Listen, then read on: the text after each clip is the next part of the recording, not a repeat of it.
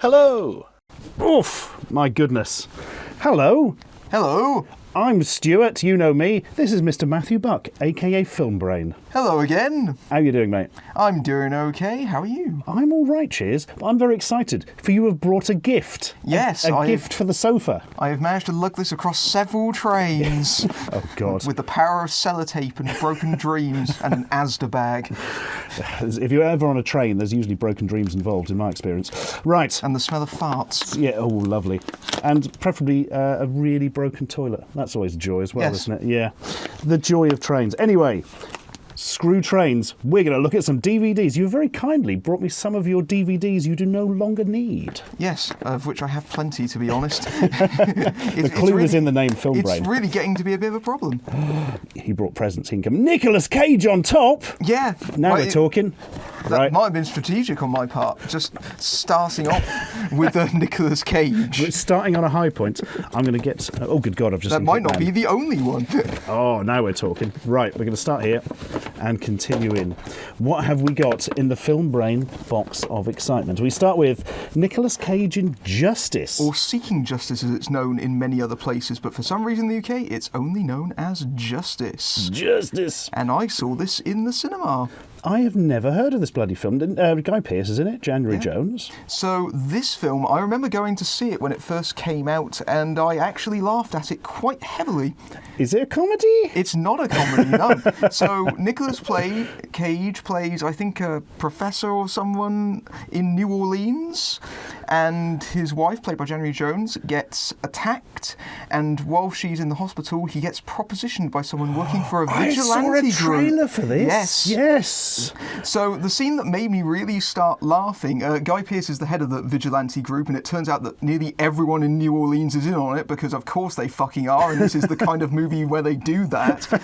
But so the Faustian deal that Nicolas Cage has to do with them is that he has to go to the hospital vending machine and get 2 Forever bars.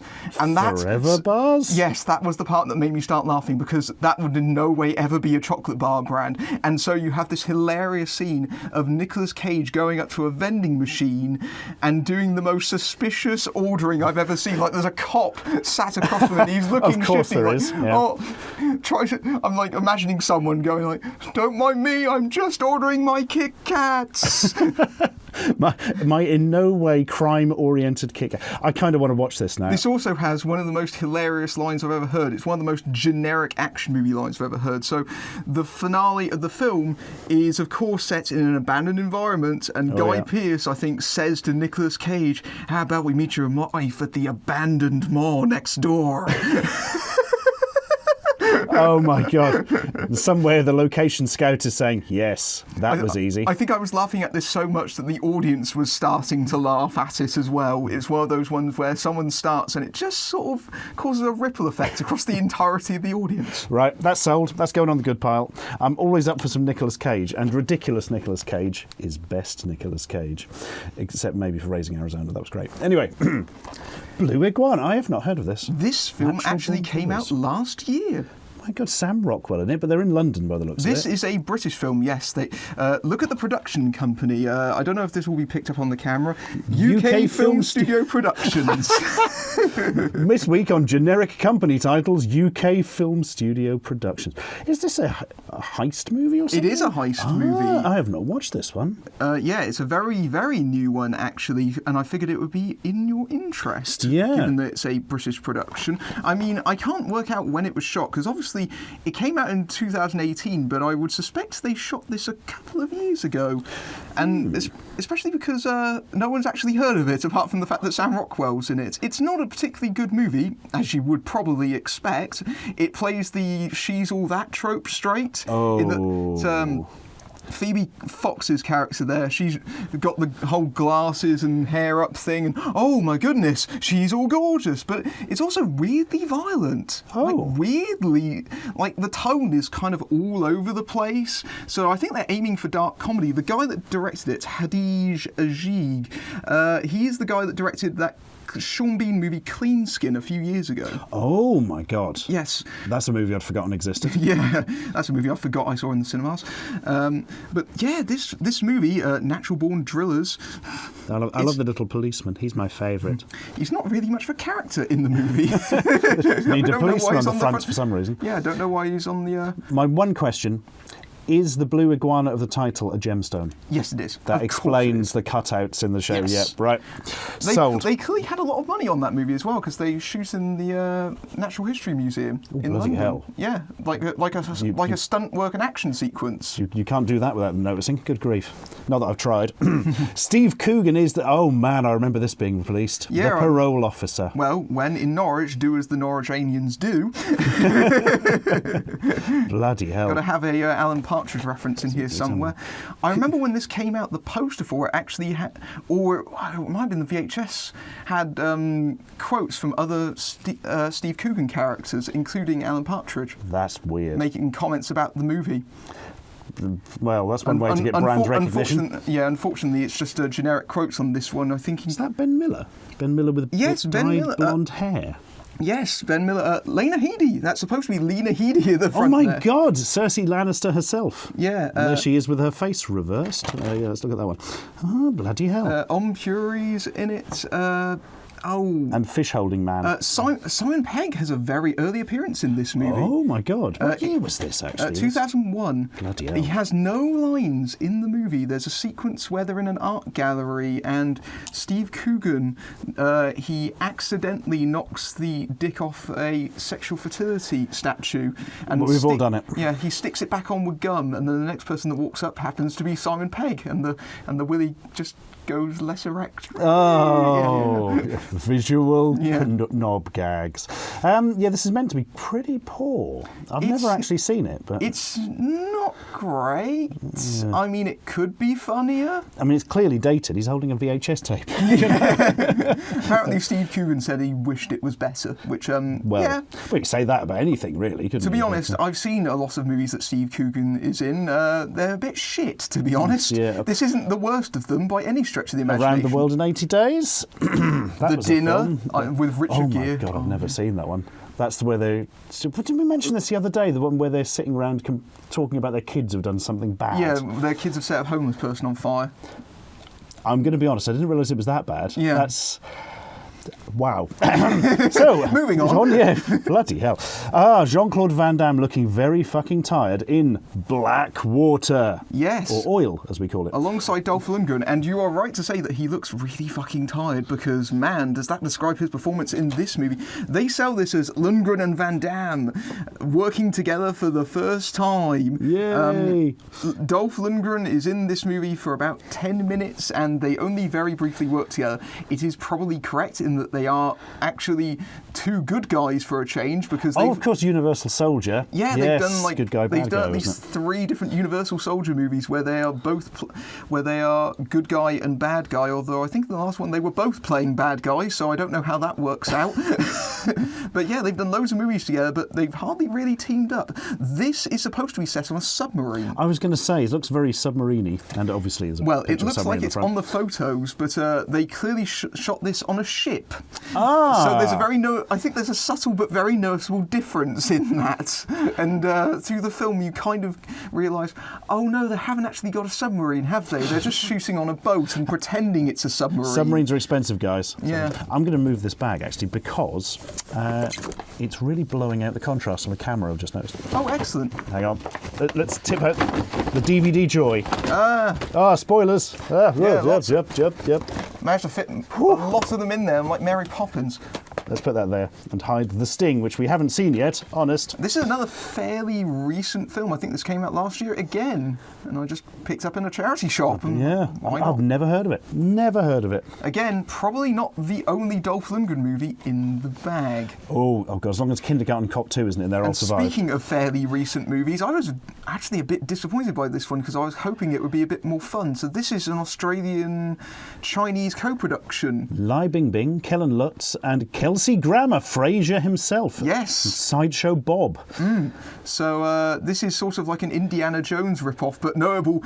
I think everyone, of course, remembers this because of the fact that they blatantly ripped off the Guardians of the Galaxy font and title. Couldn't be any less subtle, really. I think it's also known as Seven Guardians of the Tomb. It's not... Interesting. The title makes no sense whatsoever. Like, no sense whatsoever. There are no Guardians and no Tombs, but other than that... Starring action legends. That's what I think of when I think of Kelsey Grammer. Yeah, absolutely. An action legend. Old Frasier, shooting a machine gun in each hand. Yeah. There's somebody who's very dead. Clearly that's one of the So they're terrorised by spiders underground. This week on Terrorised by Spiders, Kelsey Grammer. Yeah, Kelsey Grammer gives the only kind of entertaining performance. Like, it seems to have lost all sense of his acting ability whilst watching it, but then his character starts to go crazy, and when it's revealed that, oh, shock horror, spoiler alert, he's the bad guy. Oh no, you've ruined it now. Yeah. Oh, I can't watch it now. Oh no. He exclaims, And I'm a so businessman, as a justification. That's fair enough. We can't argue with that. Do you know, I was expecting that. Just the same repeated stuff on the disc. From our friends at Signature Entertainment. Blimey. Well, I'm guessing relatively low budget and not a very wide release on that one. Yep, straight to video over here. It's Hitman. Oh, good God. Is this the first or is that Timothy Oliphant or the other one? Yes, it is the first one. I haven't actually seen this. I've only got rid of it because I upgraded to the Blu-ray. And I still haven't seen it yet. But I've heard it wasn't very good. Yeah, I've heard quite bad things about this and the second version of it. Oh, I definitely have seen Hitman Agent 47, and it is spectacularly stupid. Like, really spectacularly stupid, and notable for the fact that both of them have the same writer. Really? I didn't know that. Skip Woods. Mr. Skip Woods. I'm going to go through the forest. No, Skip Woods. Ridiculous name, ridiculous person, because... I'm always convinced that he doesn't exist because there's only one photo of him when you search his name, which is a very odd thing. And it's obviously a stock photo. But he's the guy that is that wrote A Good Day to Die Hard, the fifth Die Hard movie, and I think his debut was Swordfish or something like that. Bloody hell, let's get off my sofa now. You mentioned Die Hard 5 and give diseases. Still in the shrink wrap for this one because, again, I think I upgraded to the Blu-ray. And stand up, guys. Actors who are getting old. You've got Alan Arkin, Christopher Walken and Al Pacino. Yes. Al Pacino with the weird feathered hair. Yeah, so this one, again, I don't think I've seen it, but... I've never heard of it. Yeah, Al Pacino's just got out of prison. He kind of took the rap for something he didn't actually do. Okay. But now that he's come out, his best friend Christopher Walken has come to greet him. But Christopher Walken has been sent by the mob guys to whack him. So he gets one last day to sort of, and then they get Alan Arkin out of the retirement home and shenanigans, I think. This sounds like OAP version of In Bruges or something. Yeah, I've noticed very specific running time there, like 90 minutes 58 seconds. We're not claiming 91 minutes. Oh no, we're just under. I'm loving the way Walken looks today. He just looks really confused. Like, I didn't realise this actually. Directed by Fisher Stevens. My God, yeah. Fisher Stevens from his amazingly, bizarrely racist performance in Short Circuit 2. Yes. Yeah, and having a frighteningly thin neck. Yeah. He really does. He looks like one of those Argos aliens. Hang on, I've got an Argos alien to hand. This week on Fisher Stevens. Hello. Right. I can't wait to throw that thing in the bin. Well, that's not a film I've seen. But I have this on Blu-ray, which I bought in Poundland. Yeah, this is a real oddity of a film. Oh, the box. No, it isn't. I've just got it confused with The Gift. I saw this at the cinema. Yes. Yeah. I did upgrade to the Blu-ray. I did find the Blu-ray in the pound shop, actually. I didn't think much of this. This was basically 2 episodes of The Twilight Zone glued together. It is literally a Twilight Zone episode because it's based on Bussin' Bussin', which is...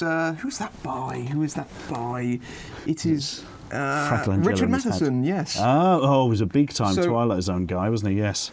So basically, this is a Richard Kelly movie, the guy that made Donnie Darko and Southland Tales, and it kind of looks like it's a normal movie for an element of it, and then the second half devolves into aliens, mate. And James Marsden jumping into water portals, and Frank Langella is possessed by aliens, isn't he? Like he's struck by a bolt of lightning and he has a chunk fall out of his cheek and some shit. Which is hinted at in the art there.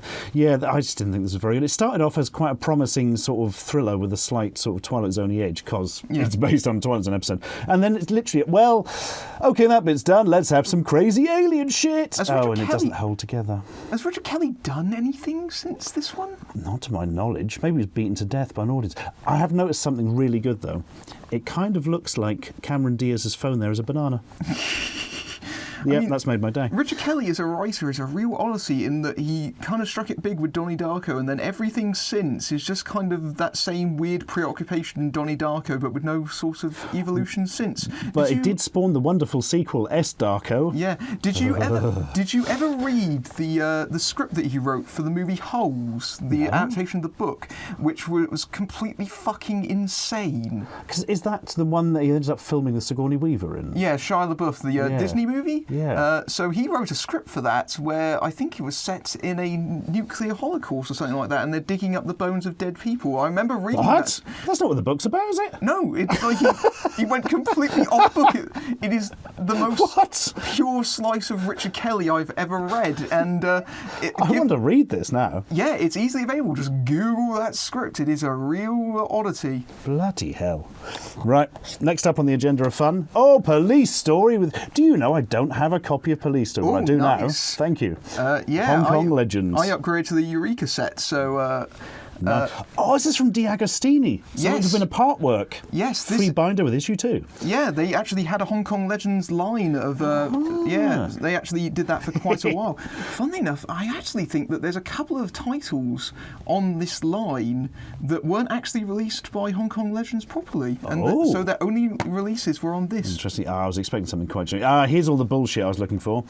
Don't miss an issue. Subscribe now. No commitment. Send money now. Money. Some of the times in your collection. Extras on this one, I will warn you. It doesn't have the extras. It's just the movie. That's fine. I'm happy with any form of Police Story. That's fantastic. Let's have a look at some of the other titles in the collection. Yeah, let's have a proper squiz. Enter the Dragon, classic. Yeah. City on Fire. Can't remember City on Fire. That's pretty good if I remember. The Killer, Moon Warriors. Not heard of that one.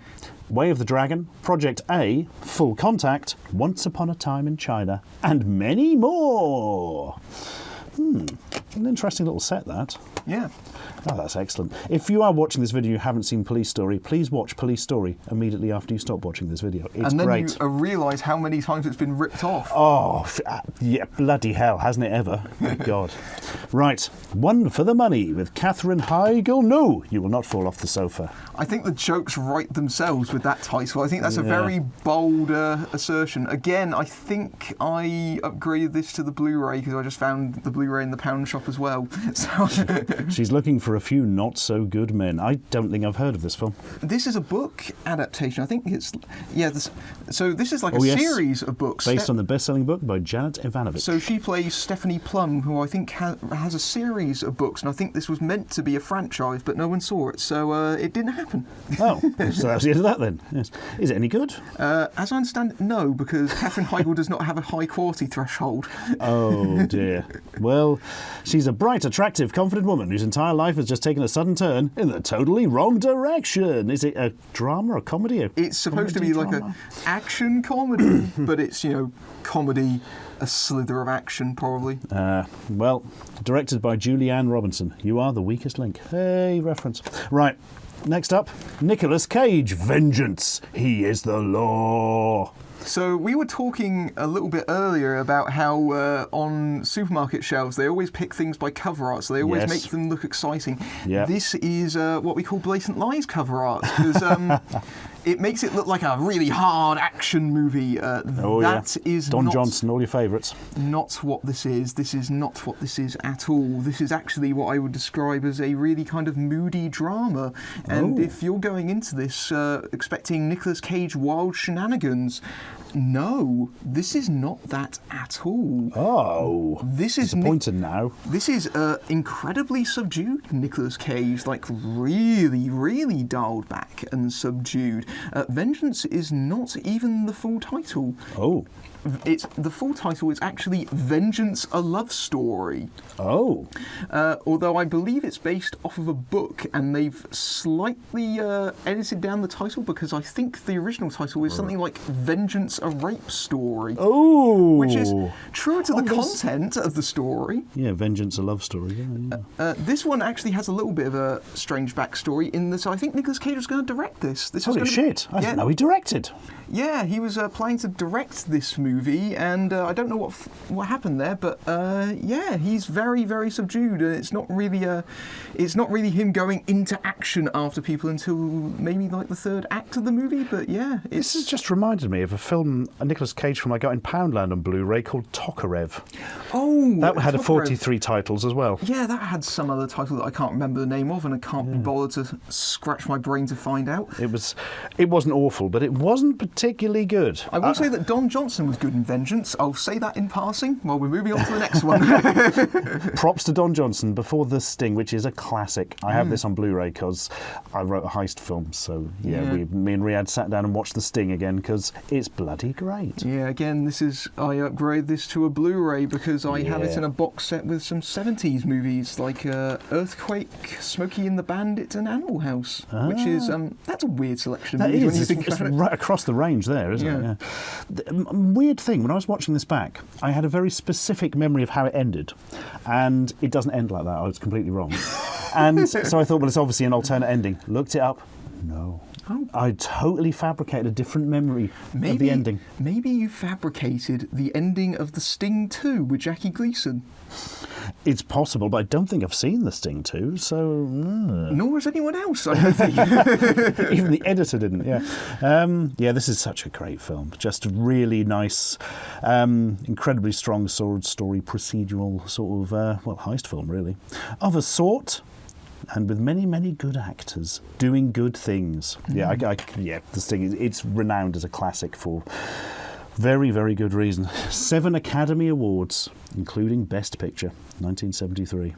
See, here's the thing with this bag. I wasn't going to give you entirely terrible movies because, you have some kindness left in you. Yes. Oh, God, it's Dolph Lundgren again. With Vinnie Bloody Jones. Here's a quality dip for you. Blood of Redemption. Never heard of it. Never heard of it. No, and I've not really seen it because, again, I upgraded this, but I didn't open it up because it's still shrink-wrapped, as you can tell. Billy Zane had it all. Why isn't he on the cover then? Oh, Robert Davi is in it, man. That's a selection of people. Lundgren, Jones, Davi, and Zane. Yeah, and Gianni Capaldi, who I think is in some way related to Peter Capaldi, like his cousin or his nephew or something like that. I have no idea. I could never figure it out. Although he is the producer on it, because I can see it's a Capaldi production. Bloody hell. So what is this all about? Enemies, loses everything, revenge. Released from jail, escape the demons. The ruthless new leader of the company is Vinnie Jones. That's not going to end well, is it? Quinn fights back, joins forces with his former henchman and friend, the Swede, Dolph Lundgren, and takes his enemies on head-on. So this sounds like a very basic revenge plot, basically. There seem to be a lot of... This seems to have come from the period where there was a lot of Vinnie Jones, Dolph Lundgren movies. Because I saw another one called A Certain Justice, also known as Puncture Wounds, which also had Dolph Lundgren and Vinnie Jones, and Dolph was the bad guy in there. I think he was playing like a neo-Nazi or something like that, and I remember the cover for it having the sort of standard Dolph Lundgren look, but in the movie he's got stupidly long hair and a porn stash. I'm sold just on that image, frankly. Oh, I don't recommend Puncture Wounds. It's just... Is Vinnie Jones terrible in this? Is that even remotely a question? No, it's not really. That's possibly the most rhetorical question ever asked. But, oh, God. He worked in Lock, Stock. Yeah. I think his character worked possibly because they wrote it so specifically for him. And then he played the Juggernaut. Let's move on before I remember X-Men 3. Last time I saw Vinnie Jones' anything was he was presenting the Oscars coverage on Good Morning Bristol. Of course! Who else would? My God. I've never seen The Hollow Man. This is where, Kevin Bacon is a horrible, creepy, invisible maniac. Yes, he is a scientist that volunteers and he's a narcissist, and of course he goes completely crazy because they can't bring him back. Wait. Compatible with PlayStation 2, just in case you were wondering. Oh, yeah. That ages it. Yeah, this is proper 2001 DVD. And there he is in early CGI with water coming off, which they've put on here because it probably looked impressive at the time and now just looks shit. That looks quite shit as well. And so does that, the skeleton thing. So, Wow. This doesn't appear to hold up visually, I would guess. Paul Verhoeven directed this. Bloody hell, I did not know that. I think this is the last major Hollywood production that he did because it was a bit shit, to be honest. It's a bit of a come down, unfortunately. Although it obviously did well for itself on DVD because they did make a sequel to it. Oh my God, did Bacon return for the sequel? No, he didn't because of a small matter of being dead. That never stops people to low-budget sequels normally. His replacement in the sequel was Christian Slater. Oh, I did not know that. Interesting. Yes, I believe that 88 Films is putting both of them out together because that's the only way that anyone would actually buy Hollow Man 2. Just glue it onto the first one. Is the CGI as dated as it seems from the back cover? Probably. I mean, that one there, so he only appears like that at the very end of the film because it gets very stupid. It turns into an Alien knockoff where they're all in the underground laboratory. And at one point, his character carrying that crowbar, I think those are both from like towards the end of the movie, he strikes a fuse box and for some reason, when he gets electrocuted, it brings him back up to the muscular level. Oh. I don't know how that works. Surely they could just electrocute him a few times and avoided the whole plot of the film. Science. Crikey, O'Reilly. Oh, 2 in 1. Oh, man, The Breakfast Club and Weird Science. Yes. Your Anthony Michael Hall double bill for the day. They've spelled Kelly LeBrock's name wrong. Have they? Kelly LeBrook. Oh, I haven't really noticed that before. I've been proofreading scripts, can you tell? Bloody hell. Slim 2-film box set. It's not slim. That's the standard case. Again, I'd upgrade to a box set. I think I've got a Blu-ray box set from Scandinavia that had the Blu-ray versions of both of these films and, what's the other one? What's the other one now? 16 Candles. Oh, 16, that's the bad one, isn't it? Oh, I remember that being really poor, 16 Candles. And, well, in comparison to the other movie in that box set, which was St. Elmo's Fire. Oh. Which is the really bad one, as I understand. Oh, man, I can't remember seeing St. Elmo's. I remember Man in Motion, the theme tune, but I remember my sister liking it at the time, but that's a long time ago. Yeah, they did spell it wrong on the front because it's correct in the block. Bloody hell. So, Breakfast Club, I only saw like a few years ago for the first time. It really holds up. I thought it was a very interesting, sort of weird character study coming of age film. Yeah, it took a while for me to actually catch up with it. I think it's on the Criterion collection now. Wow. Yeah, it's actually properly been released by them. I think the weirdest story about The Breakfast Club is Rick Moranis was going to be in it. Holy shit. But he insisted on playing his character in like some wacky way, like he had a German accent and something, so they wrote the entire character out. Good work, Rick. I've just spotted Judd Nelson. We watched a film with Judd Nelson in last night, didn't we? God. Little Hercules. Starring Hulk Hogan and a small bodybuilder. It was an experience. I mean, I can't say it wasn't entertaining. Possibly not in the way it was supposed to be, but... I know that Judd Nelson wasn't acting. I think he'd given up on life by that point. By the time I'd seen the script, I'm not surprised. Weird Science, I have not seen for many years, but it's like a weird Frankenstein thing where some kids have a computer that makes women. Yes, and Robert Downey Jr. is in it, isn't he? In a very early appearance. I can't remember. Yes, he is. I wouldn't have known who he was when I saw it, because I saw this at the time. Yeah, he has a very early appearance in it as one of the school bullies. Bill Paxton, of course, very famous for being in it. Oh, yes, because he gets turned into like a shit monster. Yeah. Because why not? I'm not sure how well it holds up. I get the impression it probably doesn't. I'm going to have to watch it again, actually. It's just superstar music by Oingo Boingo. Was that? That's Danny Elfman's It is Danny Elfman's, yeah, The Knights of Oingo. Bloody hell. What was that? Forbidden Zone? That weird film they did? Oh, that's a phrase no one uses anymore. This far out sci-fi fable. Yeah, man. Groovy. Good God. Well, do you know, I don't have a copy of The Breakfast Club. Thank you for that. Weird Science, I will delay thanking you until I've actually seen it. Robot Overlords, I have a copy of this from Poundland. Yeah, I think everyone has. I don't know how you get Gillian Anderson and Ben Kingsley in a film that looks this cheap. Yeah, it's a British... had a fairly wide release, as I understand it. Played in cinemas. Oh, my God! I thought this was like an Asylum direct-to-DVD, or was that just the cover giving me that impression? I think it's just the cover. Yeah. Transformers meets Doctor Who. A must-see for all the family. It's got 4 stars from Total Film. Starburst magazine gave it. Starburst are really good. For Tea and Time. Hey, it's got proper good reviews. Yeah. I should actually watch this. I just bought it because I thought, oh, that looks crazy. And it has an MCM Comic-Con panel on it. Oh, my God. I do remember. I think Island I film, might have wasn't been on the year that they were promoting that, maybe, but I didn't attend that panel, so don't go out looking for me. I heard from many other sources that it wasn't actually all that great, but hey, British low-budget sci-fi, not a common thing. No, absolutely. The adults lost the war, and now the kids must save the world. Robots rule the streets, and people are locked in their homes. I'm going to have to actually watch this, aren't I? I imagine this is not going to be anywhere near as bad as I thought it was going to be. And it's got somebody with a weird alien collar. I mean, what more do you want out of life? Yeah. Now, that's surprising, because I thought that was going to be like proper crap, but it actually looks like it might be quite good. Yeah. Blimey. It might be on the par with Darkest Dawn. Yeah, but let's hope so. I mean, obviously it will be lacking a certain amazing performance. Yeah. 3-disc special edition, bloody hell, of Memento. I do love Memento. Oh, yeah. I think I have a Blu-ray. If not, I'm keeping this bugger. Yeah, this is the version that has, I think... It can't get out the box. Yeah, it's a bit of a bastard to get out. Yay! Oh, look at this. Gatefolds and stuff. Ah, good old... I can't remember the actor who plays Joe Teddy. Pantoliano. That's the man from Goonies and The Matrix, of course. Yeah. Yes.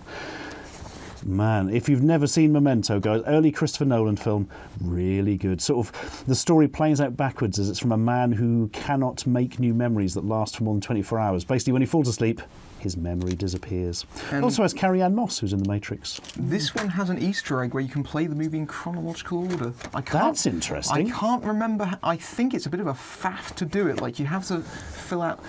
I think you have to fill out like a psychological questionnaire or something like that. How bizarre. Or there's at least one edition of it where you have to fill out a psychological profile, and if you fill it incorrectly, it gives you the chronological version of the movie. But like I said, it's a bit of a faff to find. Yeah. So in case you haven't seen it, audience, go watch it. It's good. So Guy Pearce plays a guy, as we say, who has the serious memory problems, but he's looking for his wife's killer, essentially, and he doesn't remember anything that happened sort of after his wife was killed. And it's about people who kind of manipulate him, really. Yeah. To get their own ends done because they try and convince him of things that aren't true. And if he learns any new information, he has to tattoo it on himself, because if not, he'll have forgotten it the next day. And if he tattoos it on himself, he knows it's got to be true. But ultimately, is he also manipulating himself? Questions. We were Inception. Feeling a bit lazy with the cover art, so we just decided to use the negative inverse feature. I've got to say, that looks shit. It really does, doesn't it? But other than that, it's a really nice set. Oh, God. No, thank you for that. Enjoy that one. American Virgin. What the fuck? A cheap knockoff of American Pie, I suppose? Probably. Would you believe that I actually upgraded to a Blu-ray version of this? This is on Blu-ray. I'm surprised this exists full size. Yeah. Oh, God, I've just realised it's Rob Schneider. Yeah, Rob Schneider. Rob Schneider on the spine as well, just to really... Oh, my God. You never put Schneider on the spine. I think he's playing like the proprietor of a Girls Gone Wild thing or something like that. It looks like he's had a shitload of some kind of chip fat dumped over his head. So Jenna Dewan, I think no longer the wife of Channing Tatum, but oh dear. So I haven't actually seen this, but I gotta love the credentials of it. It's from the producers of Teen Wolf and the House Bunny and the director of The Wedding Date. They may as well just left that blank. It would have been more impressive. Yeah, it is literally a Girls Gone Wild thing, but with the serial numbers filed off. Chicks go crazy. She ruins her squeaky clean reputation. It sounds like a combination of Girls Gone Wild with the plot of Road Trip. Yeah, there's a road movie going on there, isn't there? But with women. Yeah, well... I do love that it's contains frequent sexualised nudity. Yeah, I think we've worked out the potential audience. Fucking hell. That takes a concerted level of effort to get an 18 certificate purely on basis of nudity from the BBFC. Bloody hell. So it sounds like it must be proper sleazy. Yeah, and it's uncut as well. Yeah. That means it's longer. How long does it last for? This is just going to be chronic, isn't 81 minutes. 80. It's still really short, even uncut. I think the cut version was like 12 minutes. Bloody hell. Well, I hadn't heard of that. And I also haven't heard of Storm Warning. This is an Australian horror film. Actually, a little bit of an interesting... Again, very short. I think about 80 minutes or so. Oh, we'll ignore that bit. YouTube only. From the makers of Wolf Creek. I fucking hated Wolf Creek. I thought it was a really interesting twist on the slasher film and then just turned into torture porn stuff at the end, and it made me very very upset. So Storm Warning is kind of from that same sort of era as Wolf Creek, in that it's the sort of twist where so they're going boating in the Australian outback, and then their boat breaks down and they find some rednecky types, and things get very, very violent. A shed full of hydroponic dope. And would you believe this all happens in a storm? Oh, yes. There's a rum-soaked psychopath. Yeah, that's a thing. Oh, I mean, it is proper grisly and nasty in places. I mean, if I remember correctly, someone's testicles do get shot off at one point. Well, that should be on the back. Contains strong, gory violence and balls being shot off. Bloody hell! Oh, they're growing dope. That's what happens. Yeah. They're growing hydroponic dope. Yeah, bloody hell.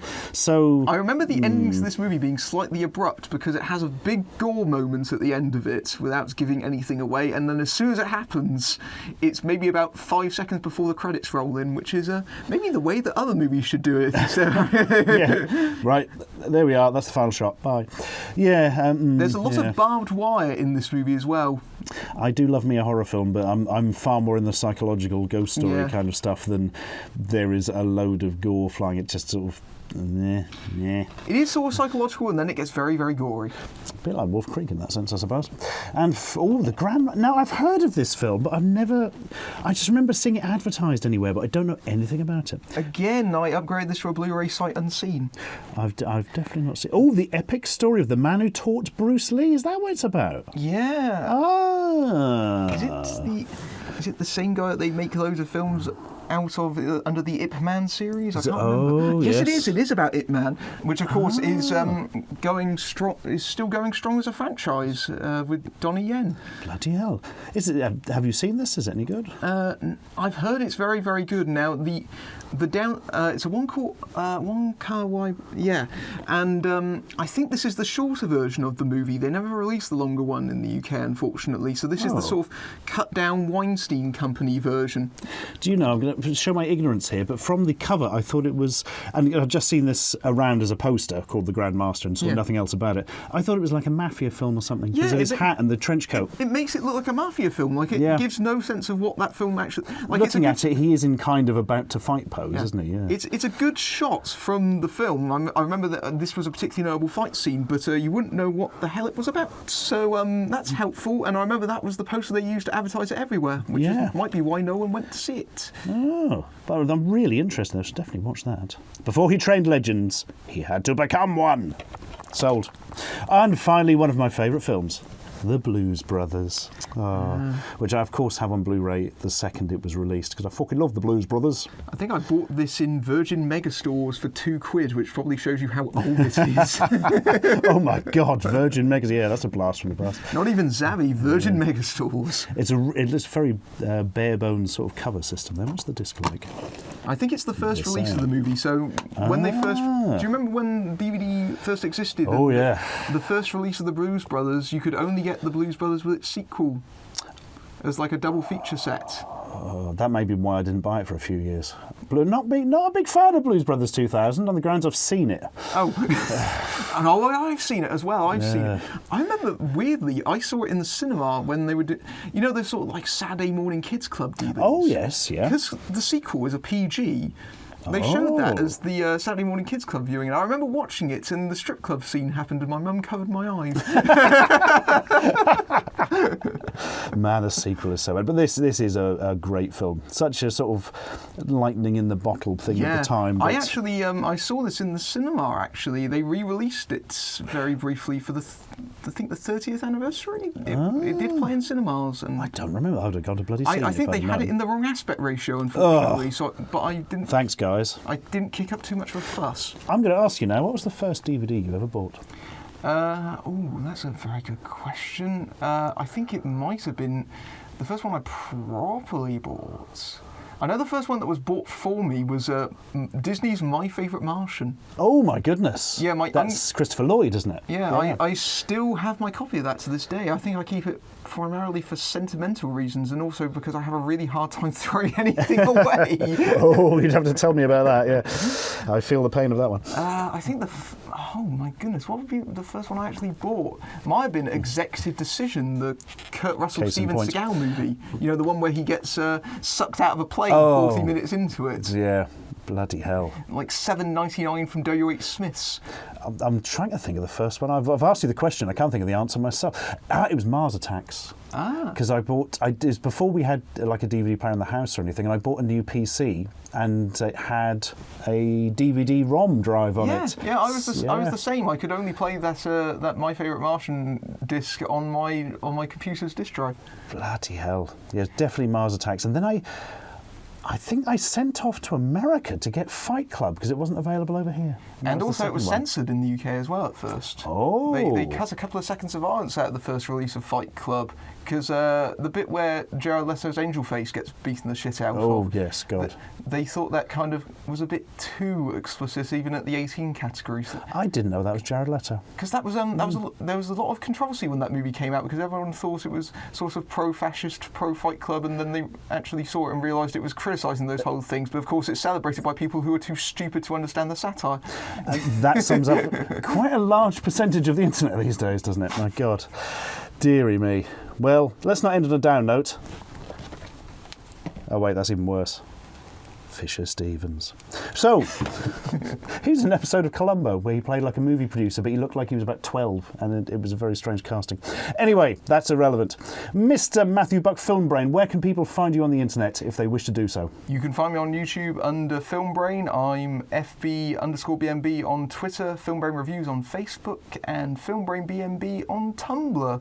So, just to give people a heads up to what you do, you are film critic, film reviewer? Yes, I do 2 different shows. I do Bad Movie Beatdown, where I'm doing in-depth breakdowns of bad movies, and I do Projector, where I talk about films that have opened in the UK before they do in the US. And I also have started doing a podcast now. So, all sorts of goodies, if that interests you. What I'll do, actually, is I'll put a link at the end to your best and worst films of 2018. That's probably a good one, isn't it, to start with? Yeah, it took bloody weeks to make. Bloody weeks. Oh man, a lot of editing. Right, thank you very much for this exciting bundle of stuff. I've got to watch that Nick Cage film now. It sounds absolutely bloody insane. I've probably oversold it now. I shall be the judge. Anyway, thank you. Goodbye. Subscribe for more.